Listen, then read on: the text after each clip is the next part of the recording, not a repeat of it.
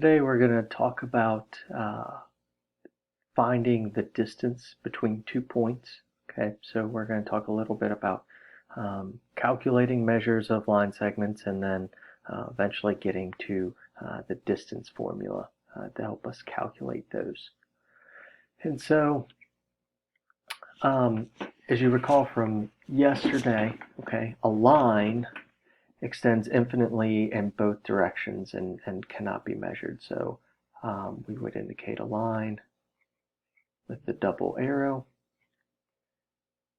And remember, we can talk about the line by any 2 points on there. So we would call this line PQ, and we would write this as PQ with the double-ended arrow over it. And so we assume that the arrows indicate that it's going to go off infinitely in either of those two directions, as opposed to a line segment, which can be measured because it has two endpoints. So we have a line segment.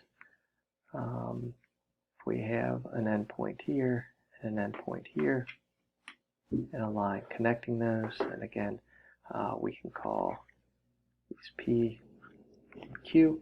And we would write that as line segment PQ with just the line over it. Okay, so that's how we're going to distinguish between those two things, and they are different. So we can talk about on line PQ. We can just talk about line segment PQ for sure, but note the difference in notation. If we have points A, B, and C that are collinear. So remember, collinear means that they lie on the same line. With point B in between A and C, then we can say that the measure of A plus B, okay, so this just represents the distance between A and B. Okay, notice it doesn't have a line segment indicator over it. Plus BC plus this distance here equals the total distance AC. Okay. So hopefully that seems pretty self-explanatory. This is actually called the segment addition postulate. And a postulate is an axiom, or it's something that we kind of state without proof. So it's something we agree on that is true. Okay. And we will use that postulate then later to prove other things. Again, a word on notation. Okay, here the measure of line segment AB, okay, so that's how we talk about the line segment. The measure of that segment is just written AB, okay? And so we can talk about line segment AB with the line over it. That's the segment itself. So we're talking about this object, this line segment. Just the AB refers to the length of that segment.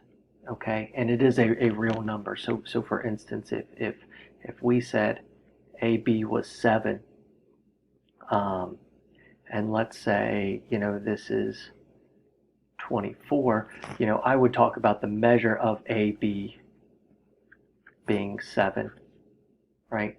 But I wouldn't say that, I would not say that the line segment AB is equal to 7. I would not say that. Okay, so when we write it without either the line or the segment indicator, we're talking about an actual measure. So we're talking about a real number here.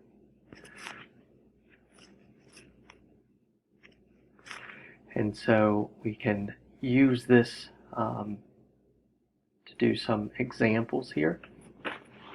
So we want to find the measure of ED. So we want to find the measure, this distance between those 2 points.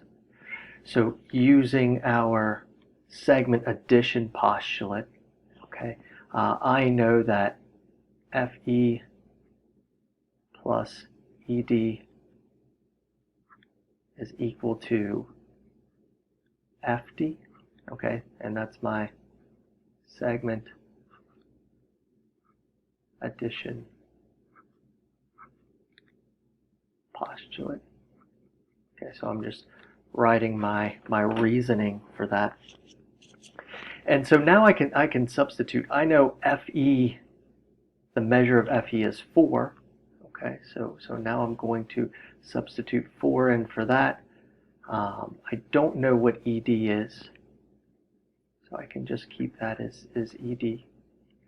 And the measure of FD, I'm told here, is 11. And so all I've done here is substitute.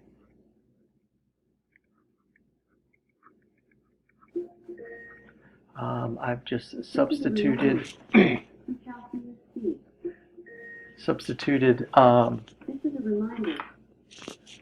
those values, okay, for the measure of FE and FD. And now I can just solve this. I can subtract 4 from each side of the equation. And so I will end up with ED is equal to 11 minus 4, which is 7. Okay, and I have answered my question.